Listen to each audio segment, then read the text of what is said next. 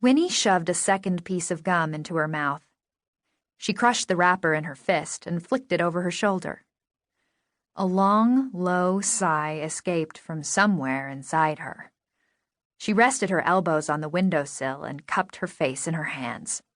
Kneeling in one position in front of one window for hours and hours wasn't easy, especially on a hot and sticky August morning. But she hadn't moved, not an inch, except when her left foot fell asleep and she had to jump up and down to get rid of the prickly feeling. Now her knees were sore. Winnie reached over to her rumpled bed, the same old bed she'd been sleeping in for the last 8 of her 11 years, grabbed the pillow and stuffed it under her legs. She chewed her gum as hard and fast as she could. It cracked better that way. Winnie was being disgusting. That's what her mother said about gum cracking. And this morning, being disgusting helped her to feel less miserable. Earlier, she had slammed the bedroom door shut and hung out her "Beware Private" sign. The light rain had stopped, and a breeze brushed against Winnie's cheek. It felt cool and refreshing, but even that didn't help ease the empty feeling.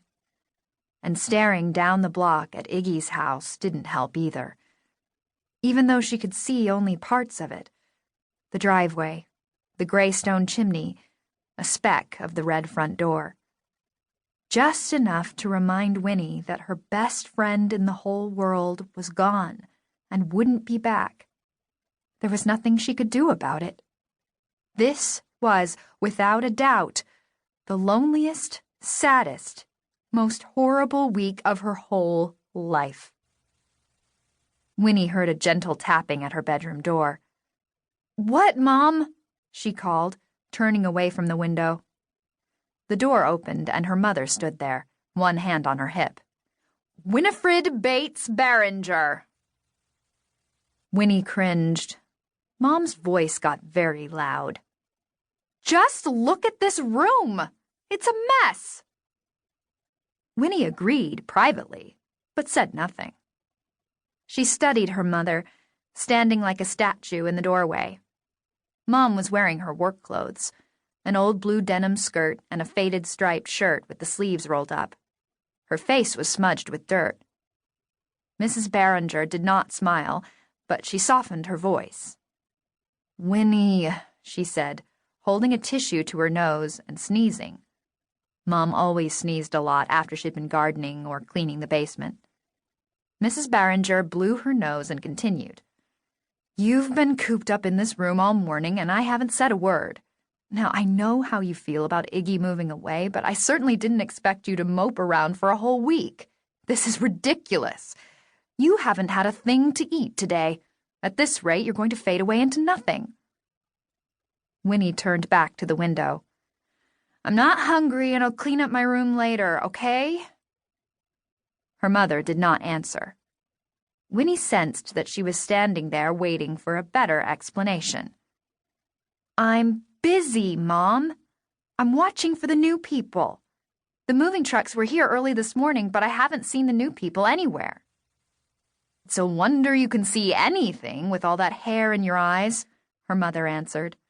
"You look like an overgrown sheepdog, Winnie. Why don't you try putting on some clothes and brushing your hair?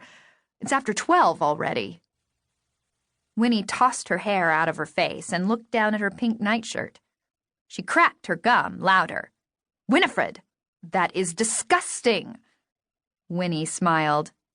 "It's sugarless gum, Mom. No cavities." "I was talking about the noise, not the gum." Mrs. Barringer reached into the pocket of her skirt. "Here's a letter from your brother.